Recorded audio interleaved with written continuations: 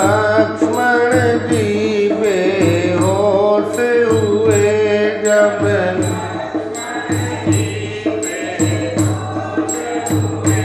संजीवनी बूटी लेने गए संजीवनी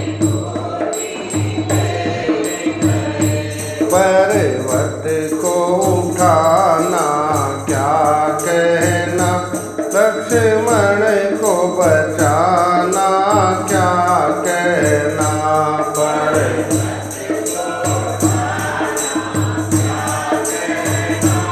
लक्ष्मण को बचाना दुनिया में देव निराले बजरंग बली का क्या कहना दुनिया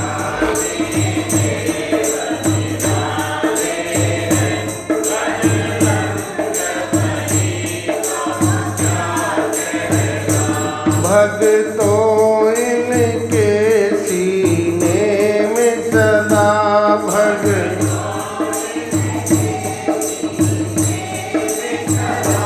सिया राम की जोड़ी वैसी है सिया राम की जोड़ी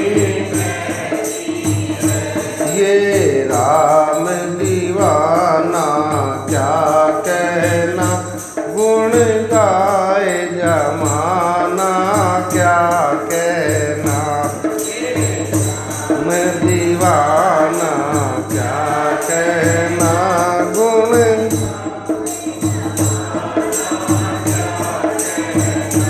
दुनिया में देव हजारों बजरंग बली का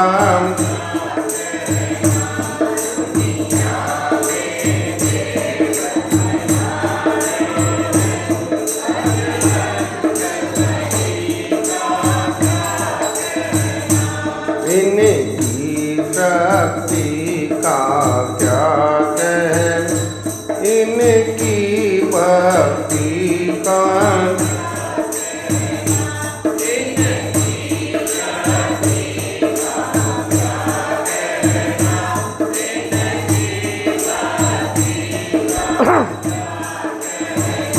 बोलो श्री कृष्ण भगवान की सियावर रामचंद्र महाराज उमापति महादेव की पवन सुत हनुमान की बोलो भाई सब संतन की बोलो भाई सब भक्तन की बोलो सद्गुरुदेव भगवान।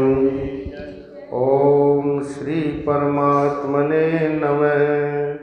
अतः श्रीमद्भगवत गीता एकादश स्कंध श्री भगवान उवाच यावत् देहेन्द्रिय प्राणेरात्मने सन्निकर्षणं संसार फलवास्तव पदार्थाप्य विवेकिने ज्ञानम विवेको निगमस्तपश्च प्रत्यक्षमेतद्मथानुमानम् आध्यान्तरो यस्य यदेव केवलं कालश्च हेतुश्च तदेव मध्ये।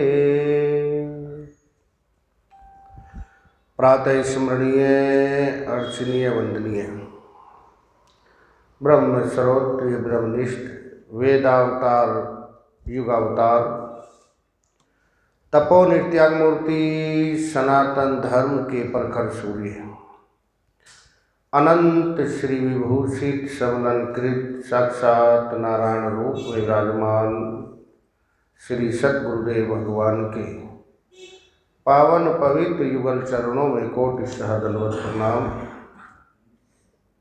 कथा की दिव्यता और गरिमा को बढ़ाने वाले समुपस्थित गुरु भक्तों, श्रद्धामयी माताओं, बहनों तथा होनहार बच्चों, आप सब भी हमारे नंद नंदन श्याम सुंदर का ही स्वरूप हैं। उन्हीं की झांकी देखकर आप सबको भी वंदन। आओ अपने जीवन को मधुरमय बनाने के लिए, रसमय बनाने के लिए अपने शरीर को हम यहीं इस पावन पवित्र शुभ स्थल में छोड़ करके अपनी चित्तवृत्तियों को वहाँ लेकर के चलते हैं प्रभात क्षेत्र के मैदान में, जहाँ हमारे सावले सलोने सरकार नंद नंदन श्याम सुंदर कर्तुम अकर्तुम अन्यथा कर्तुम विराजमान है। उनके श्री चरण कमलों में उद्धव जी महाराज बैठे हुए। उद्धव जी को निमित्त बना करके भगवान हम सबको उपदेश कर रहे हैं, इसी जीवन में ही जीवन मुक्ति का आनंद लेते हुए कैसे जीवन यापन करते रहे। जीवन एक कला जीने की, जीना कोई कोई जाने। हर चीज़ की कला होती है, गाने की भी कला होती है, खाना बनाने की कला होती है, जीवन को जीने की भी कला होती है। भगवान कहते हैं वस्तुतः प्रिय उद्धव संसार का अस्तित्व ही नहीं है। उद्धव जी ने प्रश्न किया था, आत्मा चेतन है, शरीर जड़ है, फिर आना जाना किसका है? हमारे शरीर की छाया पड़ती है, उसका कोई अस्तित्व है क्या? छाया पड़ती है शरीर की, क्या अस्तित्व है उसका? दिखाई देती है कि नहीं देती? परंतु उसका कोई अस्तित्व। आकाश में नीलिमा दिखाई देती है, उसका कोई अस्तित्व है? प्रतिबिंब में हमारा दर्पण में प्रतिबिंब दिखाई देता है, उसका क्या अस्तित्व है? उसको देख करके सारा कार्य कर लेते हैं, श्रृंगार कर लेते हैं माताएं, हम हजामत बना लेते हैं, मूंछ ठीक कर लेते हैं, बाल ठीक कर लेते हैं, परंतु कहे उसका अस्तित्व है कि इसका अस्तित्व है? देखने वाला कौन है दर्पण को? मैं। और दिखने वाला? दिखने वाला भी मैं और देखने वाला भी है, मैं ही मैं हूँ, यहाँ गैर का कोई काम नहीं। जाते मुतलक में मेरे रूप नहीं और नाम नहीं, मैं वास्तविक हूँ और यह वह की सत्ता मैं से है। मैं हूँ तो यह वह की सत्ता है, और मैं नहीं हूँ तो कोई सत्ता नहीं। सोना है तो आभूषण की सत्ता है, और सोना ही नहीं है तो आभूषण की क्या सत्ता है? कंगन पहने हुए हैं, चैन पहने हुए हैं, अंगूठी पहने हुए हैं, ये नाम अलग अलग है, इसमें वास्तविकता किसकी है? सोने की है। धातु सत्य होता है, नाम रूप सत्य नहीं होता, आकार सत्य नहीं होता। उसमें से सोना निकाल लो, अंगूठिया क्या अस्तित्व है? कंगन का क्या अस्तित्व है? कंगन नाम हार का हसला चंपा कली चमेली है, आदि मध्य और अंत काल में केवल स्वर्ण अकेला है। नाम रूप का भेद त्याग कर ध्यान स्वर्ण सम परम करे, एक आत्मा सारे में दर्शे फिर न द्वैत का भ्रम करे। भाई ये दिखाई देता है पर अस्तित्व इसका है नहीं। भगवान शुरुआत ही यहाँ से करते हैं, यावत देह इंद्रिय प्राणेर आत्मा निसंकरण क्षणम संसार फलावास्त पदार्थो अविवेक न। जिसको विवेक नहीं है, समझदारी नहीं है, पृथक्करण नहीं किया, उसको दिखाई देता है ये है, पर वास्तव में इसकी कोई सत्ता न थी, न है और न कभी हो सकती है। जैसे घर के सामने दर्पण लगा हुआ है और रोड से जा रही है गाड़ियाँ, लोग जा रहे हैं, हम उनके साथ लड़ने लग जाए, आप हमारे घर में क्यों आ गए?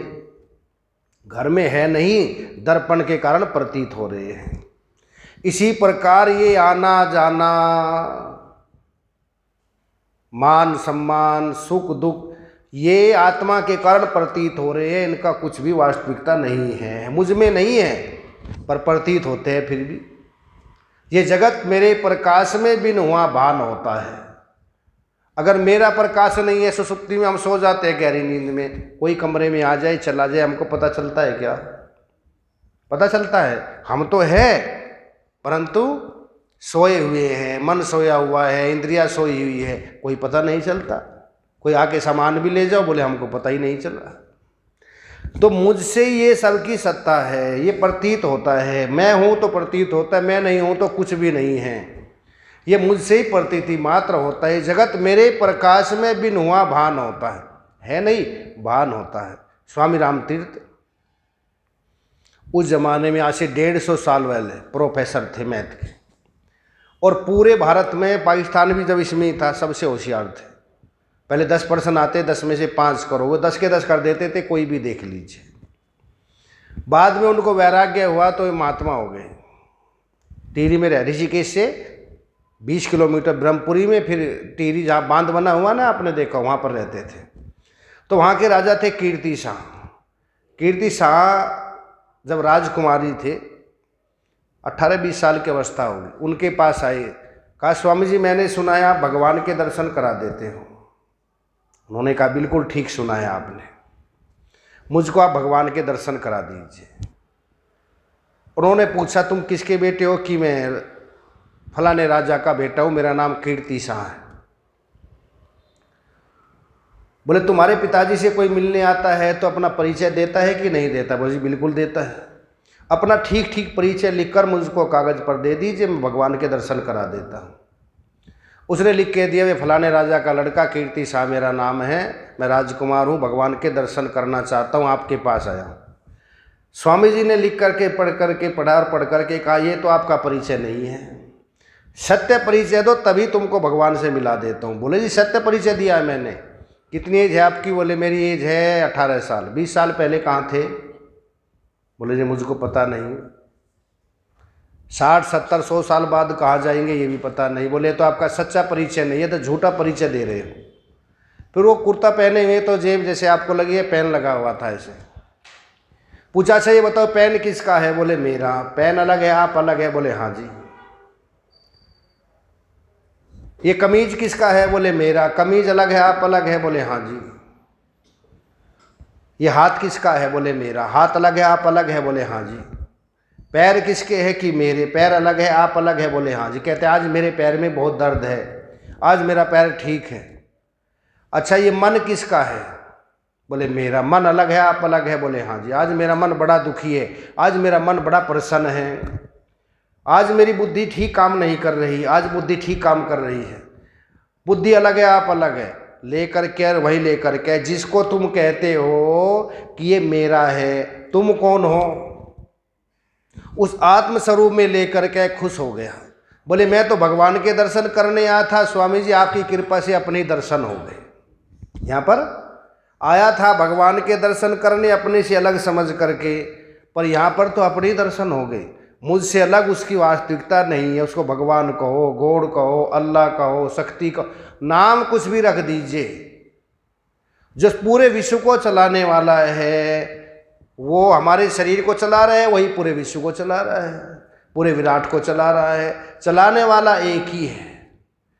अलग अलग हो सकते हैं, शरीर अलग अलग दिखाई देते हैं, पर शरीरों को चलाने वाली शक्ति एक ही है। अग्निर यथेको भूनम प्रविष्टो रूपम रूपम प्रतिरूपम बाह्य एक तथा सर्वभूतंतरात्मा रूपम रूपम प्रतिरूपम बहिष्य। सबके घरों में अब थोड़ी देर में अग्नि जलेगी, भोजन बनाएंगे, गैस के चूल्हे जलेंगे। चूल्हे अलग अलग है, क्या अग्नि भी अलग अलग है?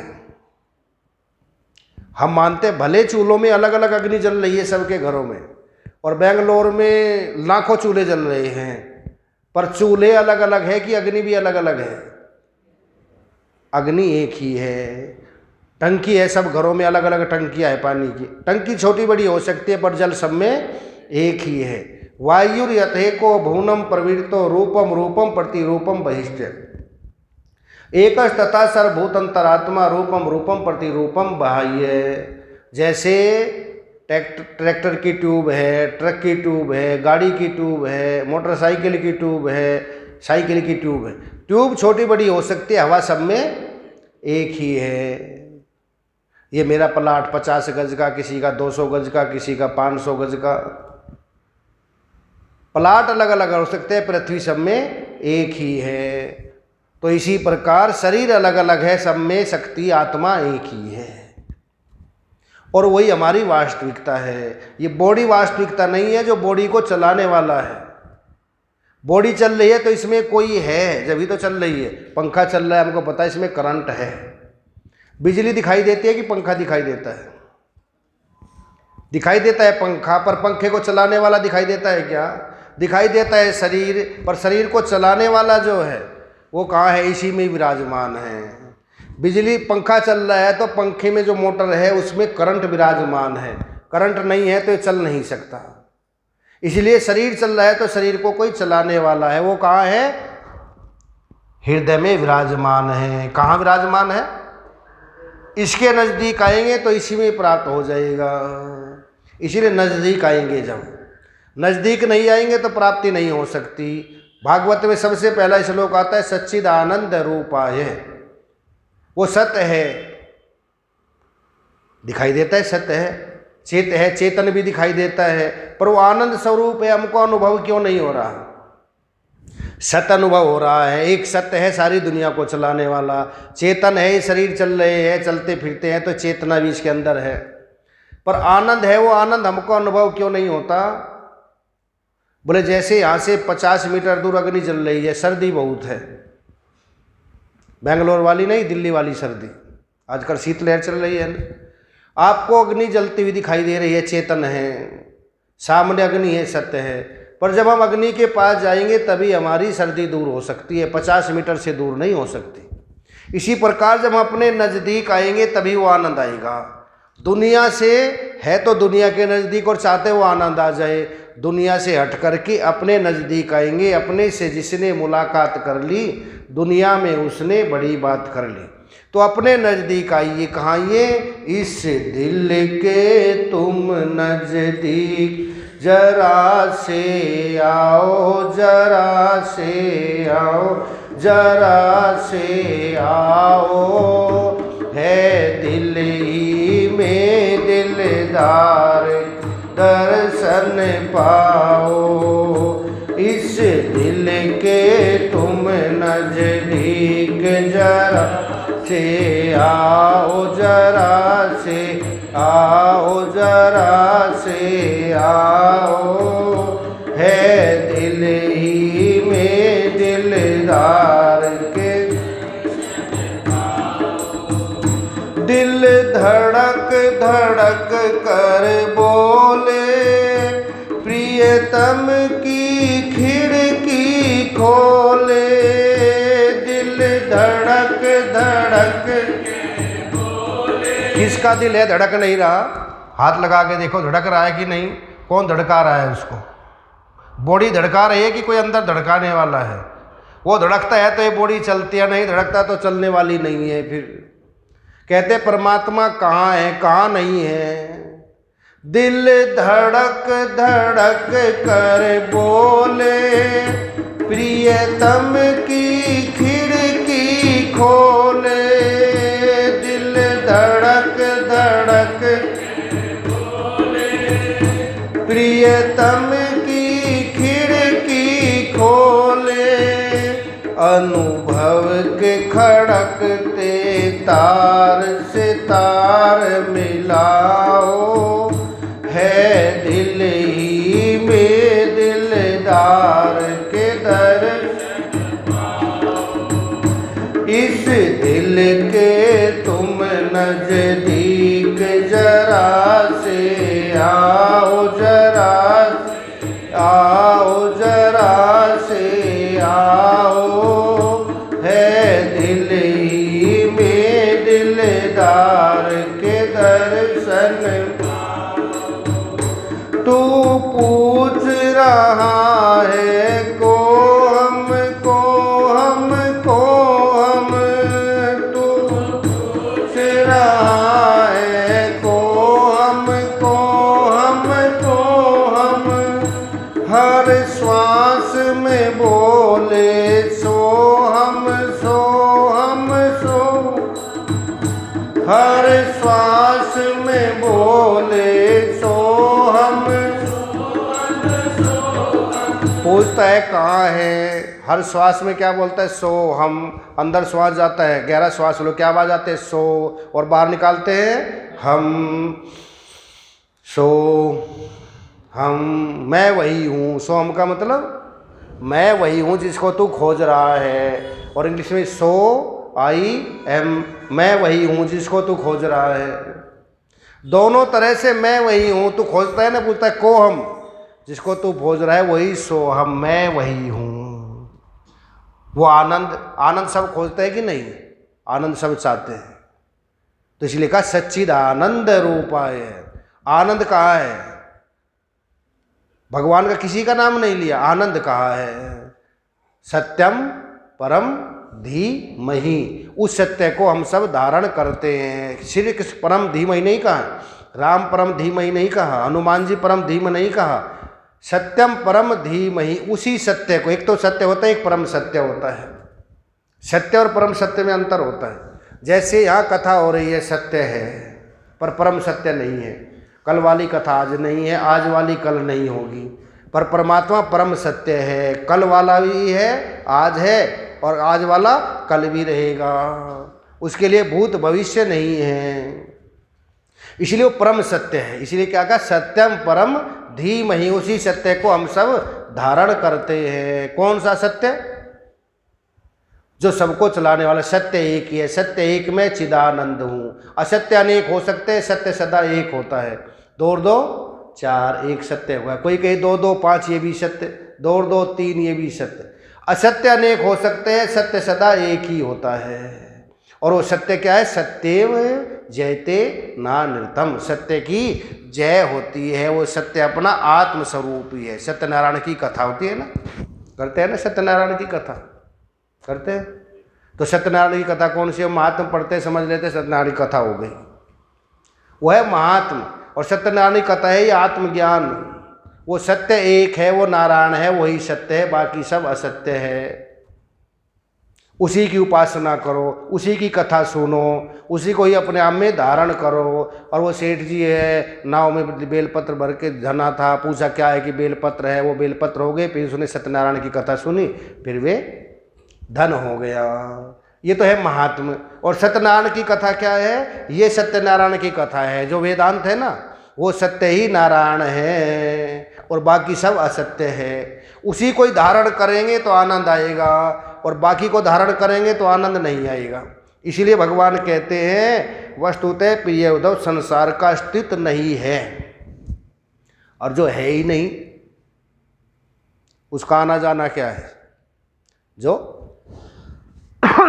है ही नहीं, वहम है बस। जैसे बताता ना, वो भूत था नहीं, बच्चे के मन में बैठा हुआ था।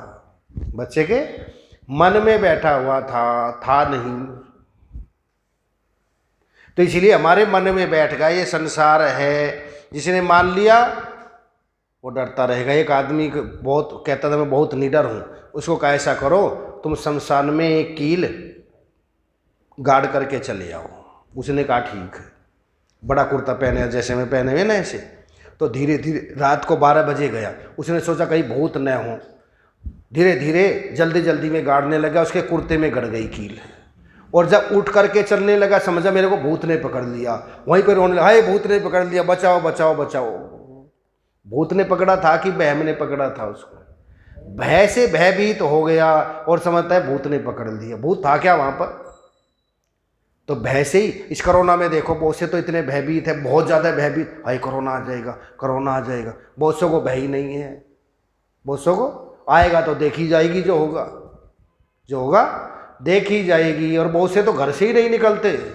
एक दिल्ली में सुना हमने, उसको 1.5 साल हो गए, वो नीचे नहीं आया, नीचे मंजिल से। उसको इतना भय है, न अपनी पत्नी को जाने देता, न कहीं अपने आप जाता। दुकान बंद, सब कुछ बंद है, कहीं कोरोना ना हो जाए। और बहुत से कहते हैं जो भगवान ने लिखा हुआ है वो मिट नहीं सकता। हाँ, व्यवस्था रखनी चाहिए, पर इतना डरता ही रहे सारा जीवन, कुछ भी ना करे। तो इसीलिए अलग अलग होता है। एक 5% डरता है, एक 2% डरता है, एक 100% ही डरता है। तो क्या है, ये भय ज़्यादा है, भय से ज़्यादा मरते हैं, इससे मरते हैं। इसलिए भगवान कहते अभयम सत संशुद्धि। जिसका अस्तित्व ही नहीं है, उसका मनोबल इतना होता है, हो भी जाए उसका कुछ बिगड़ेगा नहीं। और जिसको ये होगा आई कोरोना ना हो जाए, उसको होगा तो वही मर जाएगा। तो इसलिए कहते अभयम सत्व संशुद्धि। मेरे भक्त को भय नहीं होता, मुझ पर विश्वास होता है, मुझ पर विश्वास होता है। मारवाड़ियों के यहाँ होता है ना, रक्षाबंधन पर वो गेरू के वो लगाते घर पर, ऐसे हाथ का छापा लगाते हैं। तो सेठ जी पहले तो गाँव में ऐसे ही जाते थे बाहर शौच के लिए, तो रोज़ लोटा लेके जाता था। सेठानी ने उस दिन उसमें गेरू भिगो के रख दिया पानी में, सुबह थापा लगाएंगे। उसको पता नहीं था, उस लोटे को ही लेके चला गया। लोटो को लेकर के गया, हाथ धोए तो देखा हाथ मेरे लाल लाल हो गए, भाई मूर्छित हो गए, हाय मेरा तो सारा खून बह गया, रक्त बह गया, मैं मर गया। घर उठाकर लेकर के आए, उसको लिटा दिया, रजाई उड़ाई, मैं तो गया बस, अब जीवित नहीं रहूँगा। सेठानी ने कहा कहीं वो लोटा तो नहीं ले गए गेरू वाला? बोले पहले क्यों नहीं बताया था? एकदम खड़ा हो गया वो, भय से भयभीत था कि उसका रक्त निकल गया। तो भय से हम कई बार भयभीत हो जाते हैं, और इतने भयभीत हो जाते हैं जीवन ही खत्म हो जाता है। इसलिए भगवान कहते हैं इसका कोई अस्तित्व नहीं है। तथापि जब तक देह, इंद्रिय और प्राणों के साथ आत्मा की संबंध भ्रांति है, जब तक संबंध है, भ्रांति है, तब तक दुख देता है। और जहाँ संबंध नहीं है, दुख क्या दे रहा है हमको? संबंध दुख देता है कि दूसरा कुछ और दुख देता है? जहाँ संबंध है वहाँ दुखी है, जहाँ संबंध नहीं कोई दुख नहीं है। और हमने संबंध मान लिया। दो तरह की सृष्टि होती है, एक मनोमयी सृष्टि और एक होती है मानसमयी सृष्टि। एक भगवान ने बनाए हैं हम सब। पूरे बेंगलोर में कितने आदमी हैं? पूरी इंडिया में कितने आदमी हैं? कोई मर गया या जन्म हो गया, हमको क्या? पर जहाँ संबंध है वहाँ दुख भी व्याप्ता है और उसका सुख भी व्याप्ता है। तो भगवान ने तो सब बनाए हैं, पर जीव ने बनाए हैं ये मेरा है, मेरी बेटी, उसका दुख भी व्यापेगा और उसका सुख भी व्यापेगा। बेटी ने बहुत बड़ा कोई कार्य किया, फूली फूली फिर रही है माँ, प्रसाद बांट रही है माँ, और बेटी दुखी हो गई, माँ बैठ के रो रही है। बेटा दुखी हो गया, माँ बैठ के रो रही है। क्यों रो रहे हैं? इसको बोलते हैं तादात्म्य संबंध। संबंध दुखी देता है, जहाँ संबंध नहीं है कोई दुख नहीं देता। एक्सीडेंट हो जाए कहीं पर, हम गाड़ी से निकल के चले जाते हैं क्योंकि इसको संबंध नहीं। और जहाँ संबंध है, बॉम्बे में अगर संबंध है तो आप फ्लाइट से तुरंत बॉम्बे पहुँचेंगे, सारा काम छोड़ के। क्यों? संबंध के कारण गए हैं कि सृष्टि के कारण गए हैं? संबंध के कारण गए हैं। इसीलिए मनोमयी सृष्टि हमने बनाई है, और जो हमने बनाई है वो दुख भी देती है और सुख भी देती है। और सोच ले कि भगवान ने बनाई है सब, न सुख देते हैं और न दुख देते हैं। इसलिए तब तक अविवेकी पुरुष को वह सत्य सा स्फुरित होता है। तब तक क्या दिखाई देता है? जिसको विवेक नहीं है ये सत्य है, और झूठे को सत्ता मान करके दुखी हो रहा है। वास्तव में ये है ही नहीं, और जब है ही नहीं, इसका सुख भी नहीं और दुख भी नहीं है। और जहाँ मान लिया कि ये है तो ये सिर पर चढ़ जाता है और सुखी दुखी करता ही रहता है। मूल में ही गड़बड़ की हमने, मूल में ही गड़बड़ की है और दुखी हो रहे हैं। अंदर से सोचे, जब इसका स्थिति नहीं है और बाद में भी नहीं रहेगा। अभी हमको दिखाई दे रहा है, अभी जब हम 50 साल 20 साल बाद चले जाएंगे फिर कहाँ रहेगा ये? और रोज़ मिट जाता है। सुसुप्ति में हम सो जाते हैं, ना बेटी रहता, ना बेटा रहता, ना शरीर रहता, ना संबंधी रहते, न सम्मान रहता, न अपमान रहता है, न लाभ रहती है, न हानि रहती है, न सुख रहता है, न दुख रहता है। सुसुप्ति में क्या रहता है? और जागने के बाद फिर शुरू हो जाता है। इसीलिए कहते हैं इसको निश्चय कर लीजिए, इसका कोई अस्तित्व न था, न है और न कभी हो सकता है। बस क्या है? ये शेख चिल्ली की कहानी, जानो यह संसार है, बिन हुआ ही मर गया, रोना यहाँ बेकार है। मनोरथ कर रहा था वो शेख चिल्ली का ना, मेरा घड़ा यहाँ से वहाँ ले जाओ 5 किलोमीटर दूर, आपको 10 रुपये मिलेंगे। घड़ा सिर पे रख लिया तेल का, सोच रहा है घड़ा बेचूंगा 10 रुपये मिलेंगे, पहुँचा दूंगा, फिर इसके अंडे खरीदूंगा, सुबह से शाम तक बेचूंगा, 7 रुपये के बिकेंगे। फिर दूसरे दिन महीनों तक बेचूंगा, मेरे पे 100 रुपये हो जाएंगे। फिर एक बकरी खरीदूंगा, फिर बकरी 4 हो जाएगी। फिर गाय खरीदूंगा, गाय का दूध बेचूंगा, फिर 100 गाय हो जाएगी। फिर शादी कराऊंगा, फिर बेटा होगा और बेटे को ऐसे झुलाऊंगा। ये कहते ही घड़ा नीचे धड़ाम से, उसने कहा मेरा घड़ा गिरा दिया, मेरा नाश कर दिया, सत्यानाश कर दिया। बोले तुझको घड़े की पड़ी है, मेरे अंडे गए, मुर्गी गई, गाय गई, भैंस गई, और मेरी पत्नी गई, और मेरा बेटा गया, मेरा तो सब कुछ गया। तो इस घड़े के लिए रो रहा है। तो इसलिए शेख चिल्ले की कहानी, जानो यह संसार है, बिन हुआ ही मर गए, रोना यहाँ बेकार है। सारा ख्याल क्या है? ख्याल से खड़ा कर लिया और कुछ नहीं है, केवल मनोरथ मात्र है। जहाँ मनोरथ किया खड़ा हो गया संसार, और जहाँ से मन हटाया कुछ भी नहीं है। बस 2 बात से देख लीजिए। हमारे महाराज जी सुनाते थे ना, एक किसान जा रहा था, उधर से एक चूड़ी बेचता था, उसने डंडा मार के कहा क्या लिए हो भाई साहब? बोले एक और मार दीजिए। कुछ भी नहीं। एक ज्ञान का डंडा मार दीजिए, एक वैराग्य का, ये कुछ भी नहीं है, जिसको सब कुछ समझे हुए ऐवे ही है बस। क्या है?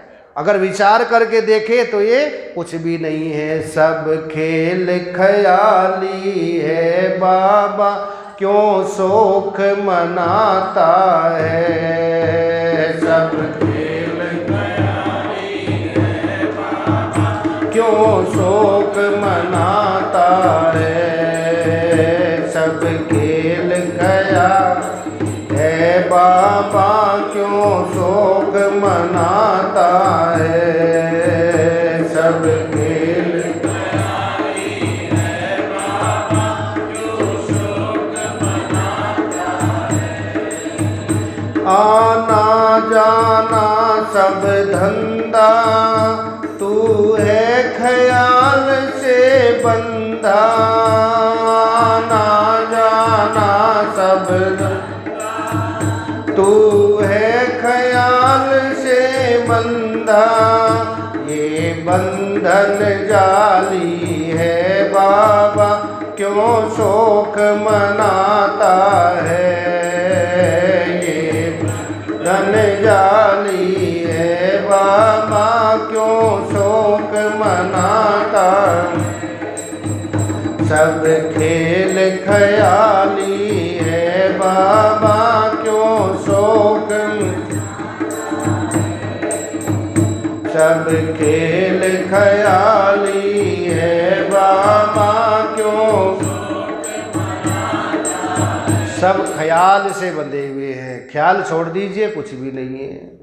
वो गधा था ना, एक कुमार के पास गधे थे बहुत से। एक गधे का रस्सा खो गया। गधे बनते हैं पैरों से और सब पशु बनते हैं गले से।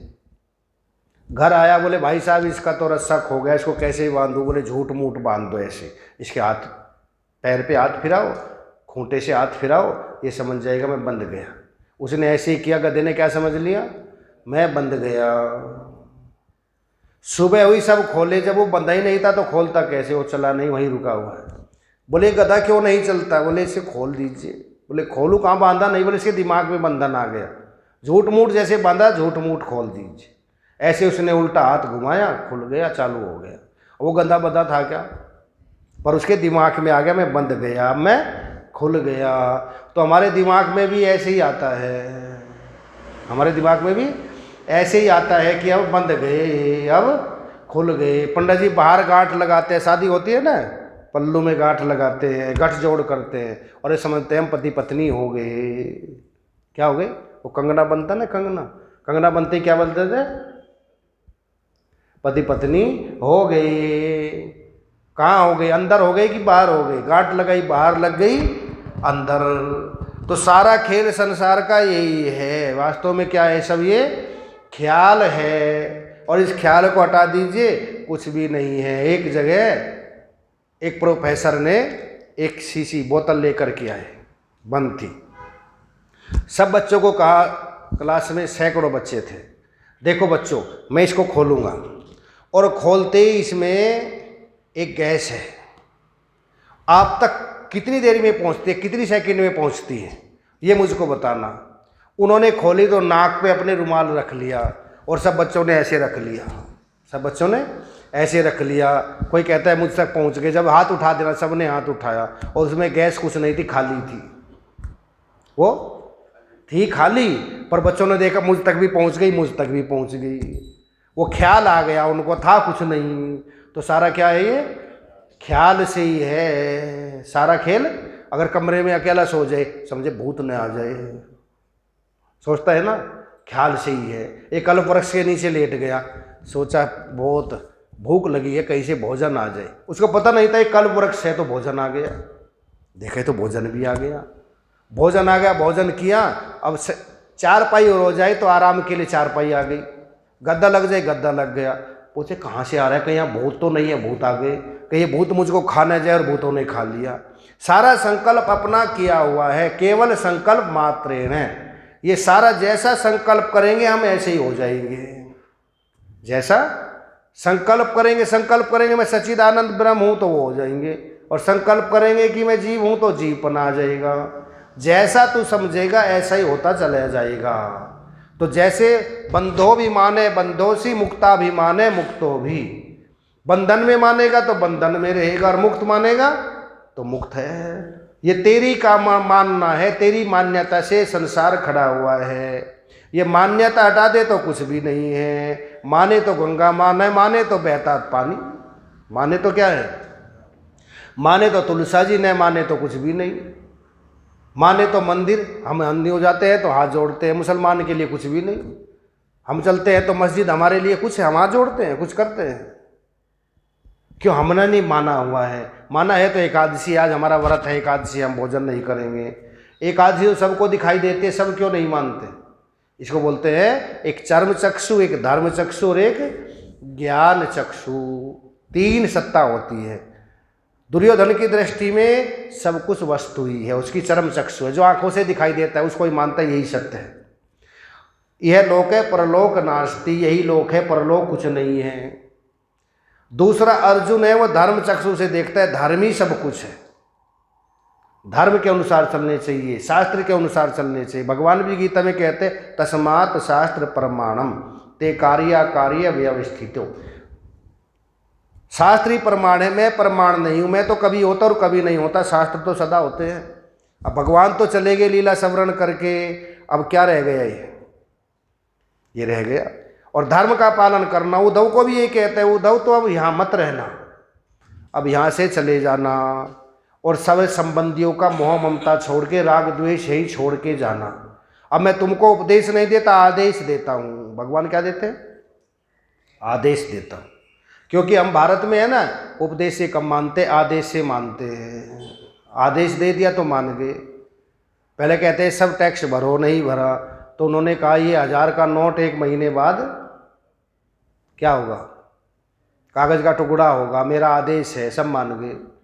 पहले मानते नहीं थे सरकारी नौकरी वाले, अब आदेश कर दिया अंगूठा लगाओ, जब जाओ, जब अंगूठा आओ तब अंगूठा लगाओ, सब मान गए। फैक्ट्रियों में, कंपनियों बड़ी बड़ी में भी लगाते हैं, अंगूठा लगाते हैं, जब जाते हैं तब भी लगाते हैं। तो आदेश से मानते हैं, उपदेश से नहीं मानते। भगवान कहता है मैं तुमको आदेश देता हूँ, ये तुमको करना पड़ेगा। क्या करना पड़ेगा? यहाँ मत रहना, बद्रीनारायण चले जाना। उपदेश दिया और उसके बाद आदेश दिया। तो मन को आदेश दो तब मानेगा, ये उपदेश से मानने वाला नहीं। उपदेश सुनते सुनते 40 साल हो गए, 50 साल हो गए, 20 साल हो गए, 10 साल हो गए, मान गए। ये तो आदेश से मानेगा, ये मेरे को करना ही करना है, इसके बिना काम नहीं चलेगा। तो अपने मन को आदेश दो। उद्धव जी ने कहा ठीक है मैं जाता हूँ, पर अपनी कोई निशानी तो दे दीजिए। भगवान ने क्या दिया उनको? चरण पादुका ही दी, लो इनको ले जाओ, इनकी पूजा करना, अर्चा करना। उद्धव जी फिर वापिस आ गए, बोले इससे मेरा काम नहीं चलेगा, कितनी देर पूजा पाठ करूँगा? 24 घंटे मेरे को वहाँ रहना है, आदमी कोई है नहीं, तो मेरा मन तो लगेगा नहीं। 1 घंटा पूजा पाठ की, 2 घंटा की। बोले मैंने द्वापर में भरत को भी तो दी थी। बोले वो भरत था, मैं भरत नहीं हूँ। मुझको अपनी अर्चा दी है, पादुका दी, अपनी चर्चा भी दे दीजिए। तो भावदेव जी उठा करके सिर पे रख दी, लो इसकी चर्चा करना, इसको पढ़ना, दूसरों को सुनाना, मेरी अर्चा करना, मेरी पूजा पाठ करना, मेरी चरण पादुकाओं के, मेरे चरणों की पूजा पाठ करना। सुबह उठ के स्नान करके, नहा धो करके 1-2 घंटा, 3 घंटे पूजा पाठ करना, और उसके बाद मेरी चर्चा करना, भागवत जी की चर्चा करना, इसको श्रवण करना, सुनाना। तो चर्चा है ना ये? किसकी चर्चा है इसमें? भगवान के अलावा कुछ नहीं है इसमें। तभी तो सिर पे रख के चलते हैं ना, कलश यात्रा, शोभा यात्रा निकालते। क्यों रखते हैं सिर पे? इसमें सिर्फ भगवान ही भगवान है, और जिसमें भगवान है उसको सिर पे रखते हैं। और अखबार में जन्माष्टमी आ गई, 1 पेज जन्माष्टमी का है, और उसमें संसार भी है, मर्डर भी है, ये भी है, वो भी है, जिसमें सब कुछ है। अखबार को कोई सिर पे रख के चलता है? कलश यात्रा निकालते हो, शोभा यात्रा निकालते, क्यों? उसमें भगवान भी है और संसार भी है। जहाँ भगवान और संसार दोनों होंगे वो पूजनीय नहीं होता। जिसमें भगवान ही भगवान है वो पूजनीय है। रामचरितमानस की शोभा यात्रा निकालते हैं, गुरु ग्रंथ साहिब की निकालते हैं, भागवत जी की, पुराणों की निकालते हैं, क्योंकि इसमें भगवान ही भगवान है। और जिसमें भगवान भी है, संसार भी है, वो पूजनीय नहीं होता। महात्माओं को क्यों पूजते हैं? चरण लेते हैं हम, भगवान है, इसे भगवान की कथा करते हैं। और जहाँ संसार आया पूजना बंद, जहाँ संसार आया पूजना बंद हो जाता है। अगर एक भी उंगली खंडित हो जाए तो पूजनीय नहीं होती मूर्ति। अगर एक भी खंडित हो गया थोड़ा, वो पूजनीय नहीं रहता फिर। तो इसीलिए कहते हैं महात्माओं के चरण छूते हैं। चरण छूने का मतलब ये नहीं, महात्मा ये नहीं कहते कि हम बड़े हो गए, वे सोचते हैं चरण इसलिए छू रहे, याद दिला रहे, चरण भटक न जाए, ये चरण गलत न चले जाए, ध्यान रखना। हमको ध्यान दिलाते हैं गृहस्थी लोग कि ध्यान रखना, ये चरण भटक न जाए, कभी सावधान करते हैं। तो इसीलिए कहते हैं तुमको मैं आदेश देता हूँ। भगवान वहाँ गए उद्धव जी, जा करके वहाँ अर्चा की और फिर चर्चा कर रहे हैं। आज भी बद्रीनारायण में चर्चा हो रही है। बद्रीनारायण सतयुग का धाम है। बद्रीनारायण किसका धाम है? सतयुग का। द्वापर का धाम, त्रेता का धाम कौन सा है? रामेश्वरम। त्रेता में भगवान श्री राम ने की ना, और द्वारिका है द्वापर का धाम, और जगन्नाथपुरी है कलयुग का धाम। कलयुग का धाम कौन सा है? जगन्नाथपुरी। जगन्नाथपुरी में आज भी देखो आप जा करके, मंदिर की परछाई नहीं पड़ती। सब मंदिरों की पड़ती है, वहाँ पर नहीं पड़ती। कोई भी फ्लाइट नहीं जा सकती, जाएगी तो क्रैश हो जाएगी, गिर जाएगी नीचे। वहाँ से फ्लाइट कोई नहीं जा सकता। तीसरा, हर मंदिर के ऊपर कबूतर पक्षी बैठते हैं, उसके ऊपर एक नहीं बैठ सकता, आज तक नहीं बैठा कोई भी। चौथा, जब 8 हंडियाँ रखते हैं, आपने देखा ना 8 हंडियाँ रखते हैं, पहले वाली हंडी पकनी चाहिए, पहले 8वीं ऊपर ही पकती है। और वहाँ जो भगवान का मूर्ति बनती है, काठ की मूर्ति है, और जगह पत्थर की है, सब लकड़ी की बनाते हैं। और 36 साल में जगन्नाथ जी का कलेवर बदले जाता है। कितने साल में? 36 साल में। और जो वहाँ पुजारी है 15, 20, 50, उनमें से एक को स्वप्न आता है, फलाने जंगल में फलाना पेड़ है, मेरे चरणों के वहाँ पर चिन्ह है, उसकी मेरा कलेवर बनाना। और एक बार नहीं 3 बार स्वप्न आते हैं। और जिस ब्राह्मण को आते 1 साल के बाद भगवान अपने धाम में बुला लेते हैं, उसका शरीर शांत हो जाता है। उसी वृक्ष के पेड़ की भगवान का कलेवर बनता है। आज भी जाके देख लेना, पूछ लेना जगन्नाथपुरी में। तो कहते हैं कि ये कलयुग का धाम है, पार करने का जगन्नाथपुरी जी है। और सतयुग का धाम क्या है? बद्री नारायण। जब नर नारायण ने वहां पर तपस्या की, किसी लिए तपस्या की थी नर नारायण ने? नर नारायण तपस्या में विराजमान है। एक सहस्त्र कवच नाम का असुर था, उसने बहुत तपस्या की, भगवान से वरदान मांगा तो कहा कि मेरे को आप अजर अमर होने का वरदान दीजिए। उन्होंने कहा अजर अमर तो कोई नहीं हो सकता। फिर मेरे को एक आप वरदान दीजिए, 1000 वर्ष में मेरे सहस्त्र कवच हो, और 1000 वर्ष में जो 1000 वर्ष तक, 1 लाख वर्ष तक तपस्या करेगा, और 1000 वर्ष तक मेरे साथ युद्ध करेगा, और 1000 वर्ष तक युद्ध करने के बाद में मेरा एक कवच कटेगा, और जब मेरे 1000 कवच कट जाएंगे तब मेरी मृत्यु होगी। भगवान ने वरदान दिया। तब से बद्रीनारायण में नर नारायण तपस्या करते हैं। तपस्या करते हैं तो 1000 वर्ष तक नारायण युद्ध करते हैं, नर तपस्या करते हैं। फिर 1000 वर्ष तक नारायण तपस्या करते हैं, नर उसके साथ में युद्ध करते हैं। अब जब उसके 9 कवच रह गए, उसने सोचा जब मेरे इतने कवच काटे हैं, जिसने एक कवच रह गया, बाकी ये 999 कवच काटे तो एक कवच और काट सकते हैं। तो जाकर सूर्य लोक में चले गए और सूर्य लोक में रहना शुरू किया, और वहीं से ही सूर्य लोक से प्रकट हुए हैं ये कर्ण आकर के। कौन आया है? कर्ण किसका पुत्र है? सूर्य को सहस्त्र कवची कर्ण के रूप में आया। और अब की बार नर का नंबर है युद्ध करने का। पहले नारायण का था, अब नर का। और उन्होंने भी तपस्या की, और जब अर्जुन का और कर्ण का युद्ध हुआ, भगवान ने याद दिलाया, तब उसका इंद्र ने मांगा था ना कर एक कवच और कुंडल, तब उन्होंने आकर के उसका वध किया। भगवान ने याद दिलाया, वही है ये सहस्त्र कवच, इसका आप वध कर दीजिए। उसी का ही आकर के वध किया है। तो नर नारायण आज भी वहाँ तपस्या कर रहे हैं। 2 पर्वत है ना, एक नर पर्वत और एक नारायण पर्वत। दोनों पर्वतों पर वहीं पर ही आज भी तपस्या में रहते हैं सब देवी देवताएं कि हमें भी सेवा का मौका दीजिए। तो अग्नि देवता ने कहा मुझको सेवा का मौका दीजिए। बोले आप सेवा करो, जो भी यहाँ पर श्रद्धालु आएंगे उनको गर्म पानी का प्रबंध करो। तो 2 कुंड है ना, तप्त कुंड, एक माता स्नान करते, एक में आदमी स्नान करते हैं। बोले इतने गर्म में कौन स्नान करेगा, जितना पापी होगा उसको इतना ही गर्म लगेगा। और एक बार हिम्मत करके उसमें कूद जाइए, 2 मिनट 3 मिनट बाद ऐसा सुहाग आता है, ऐसा अच्छा लगता है, निकलने का मन नहीं होता। और शुरू में आप जाएंगे, जाते हो ना डुबकी लगा, ऐसे लगता है जैसे जल गए। बस हिम्मत करके उसमें रह जाइए 1 मिनट 1.5 मिनट तक, सारे पापों को दूर करने वाला है। सर्व पाप प्रणाशनम, सर्व पापों को दूर करने वाला है। तो भगवान ने कहा तुम जाओ और सबका मोह छोड़ करके, और इस संसार का अस्तित्व नहीं है ऐसा समझ करके जाना। सबका गेहे में से और देह में से मन को यही निकाल देना। एक तो देह में से, शरीर में से, और एक परिवार में से। अगर साथ लेके जाएंगे तो वहाँ पर भी कष्ट देता है ये, इसको यहीं छोड़ देना सबको। और छोड़ करके समझ लेना ये सारा भ्रांति मात्र है, झूठा है। विवेक से इसको समझ लेना। सारे का सारा क्या है, सब शास्त्र कहते हैं, रामचरितमानस भी कहती है, भागवत भी कहती है, गीता भी कहती है, दुखालय में शाश्वतम, वेद भी कहते हैं, उपनिषद भी कहते हैं। पर हम इतने ढीठ है, इतने बड़े गधे हैं, इतने बड़े कुत्ते, मानते आज भी नहीं, मानते नहीं सच्चा है, नहीं सच्चा है। मेरा संसार तो सच्चा है, दूसरे का झूठा होगा। जब तक अपने को झूठा मानेंगे तब कल्याण होगा, दूसरे का मानने से नहीं होगा। तो इसको क्या मानिए, ब्रह्म सत्यम जगन मिथ्या जीवो ब्रह्मे ना परे, ये सदा ही झूठा है। जिसने समझ लिया कल्याण, नहीं समझा। भगवान शंकर ने 87,000 वर्ष तक तपस्या की। पार्वती जी ने पूछा आपने क्या अनुभव किया है 87,000 वर्ष में?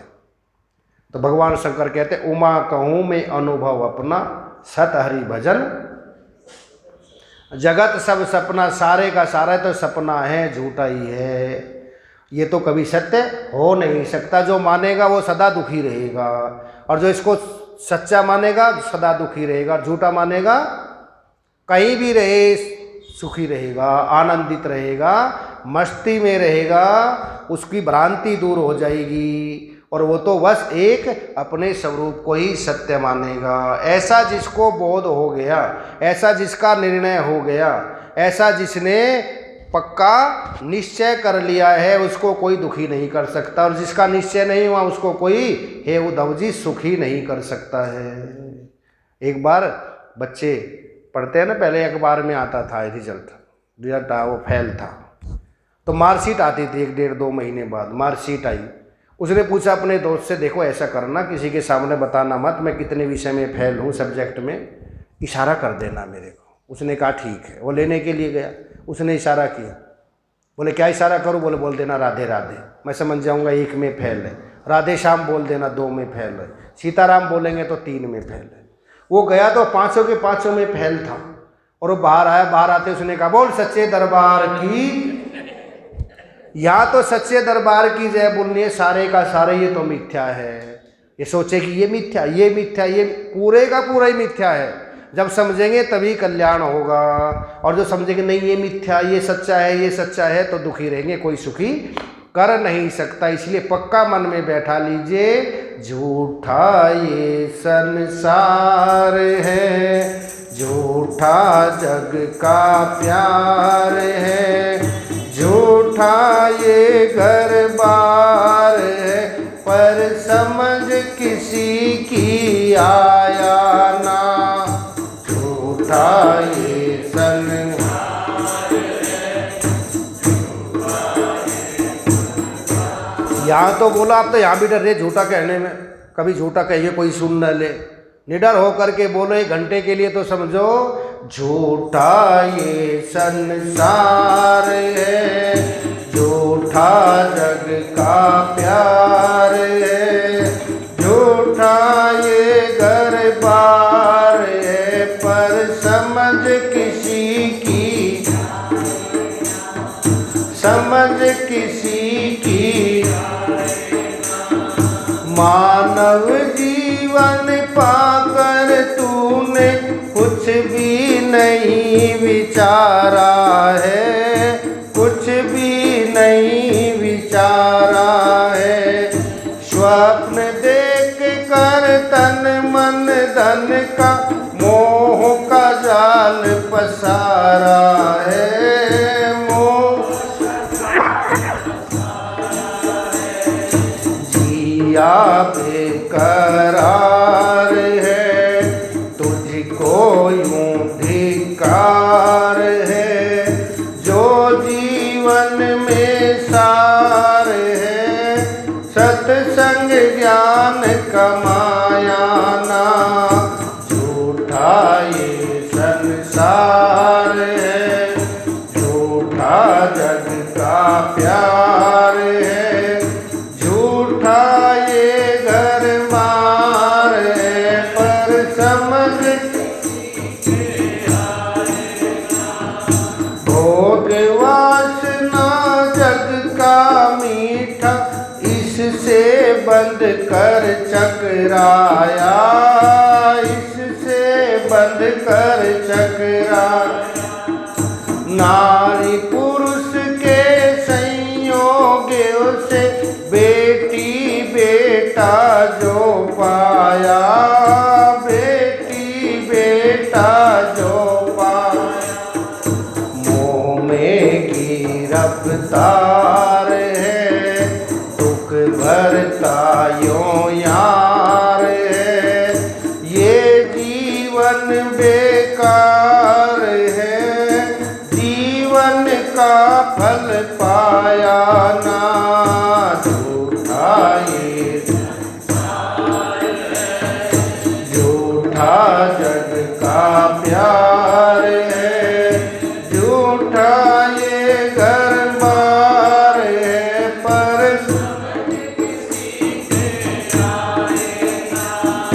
झूठा ये संसार है, झूठा जग का प्यार है, झूठा ये घर मार है, पर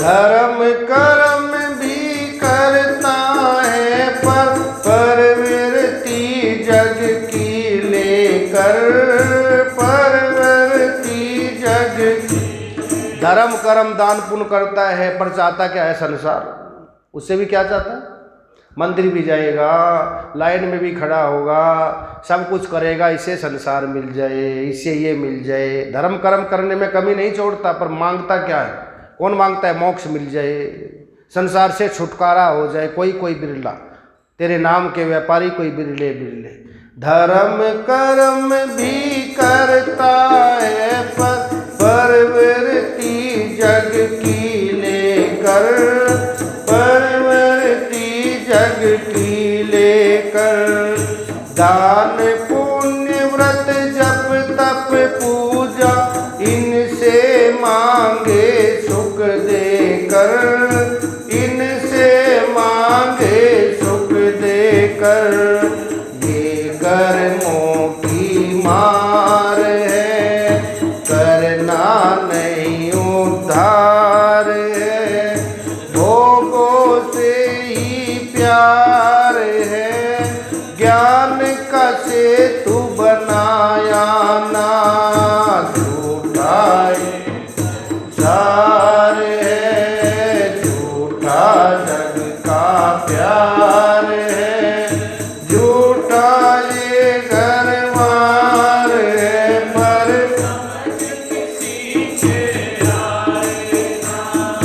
त्यागी अविद्या छोड़ वासना, जग में मन उलझाओ ना, जग में मन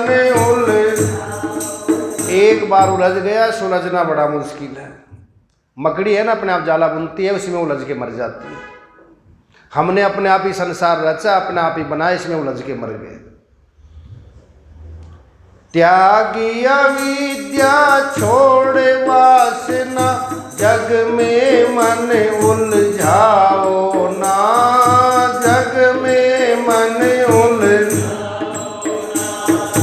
मैं की नगरी त्याग यार, तुम जन्म मरण में आओ ना, जन्म मरण में